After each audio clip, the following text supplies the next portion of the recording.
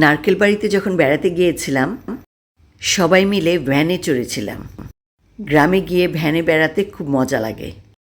এখন গ্রামের রাস্তা অনেক ভালো, এক গ্রাম থেকে আরেক গ্রামে যেতে বেশি সময় লাগে না।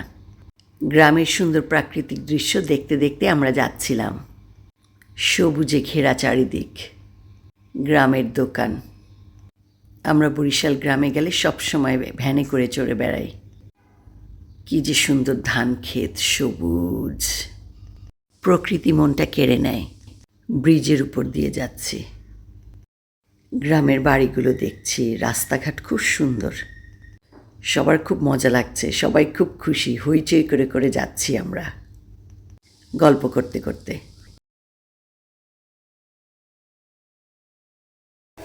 বেদকে ছিয়া যাইতেছি, বেদকে ছিয়া মা, আমার মার মামা বাড়ি যাইতেছি। কই থেকে? কোথা থেকে যাচ্ছি? নারকেল বাড়ি, বৈরাগী বাড়ি থেকে যাইতেছি। এখন নারকেল বাড়ি থেকে বেদকাসকা যাচ্ছি, বেদকাসিয়া এই ভ্যানে করে। এটা হলো সবচেয়ে বেস্ট জার্নি। আর ঢাকায় ফেরত যাবো না, ঢাকায় যাবো না, এখানেই থাকবো, বসবাস করব। গ্রামে গেলে আসলে খুব ভাল লাগে, মনে হয় শহরে আর না ফিরে আসি। মুরগির ফার্ম দেখা যাচ্ছে, কচু গাছ, কলা গাছ, চারিদিকে সবুজ কচুরিপানা। আর বিলের মধ্যে শাপলা আছে, কিন্তু তখন দুপুর ছিল তাই শাপলা ফুল ফোটা দেখিনি। সকালে আর সন্ধ্যায় শাপলা ফুল ফোটা দেখা যায়। আমরা চলে আসলাম আমার কাজিনের বাসায়। সেদিন দুপুরে আমাদের কাজিনের বাসায় দাওয়াত ছিল। পুকুর, এখানে সবজি করেছে যাতে মুরগি নষ্ট না করে, মুরগির খোয়ার। রান্নাঘর বাইরের, এটা ওনার বাবার তৈরি বাড়ি।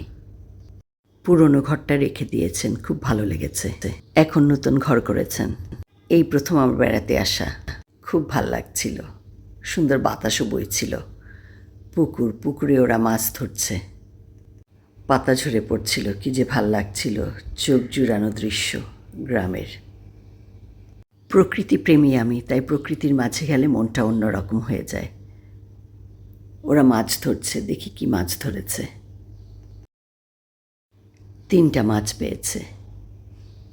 অনেক আয়োজন ছিল আমাদের জন্য, অনেক ধরনের তরকারি, পিঠা, ডাব। অনেক ভালো বেড়ালাম, সবাইকে অনেক ধন্যবাদ।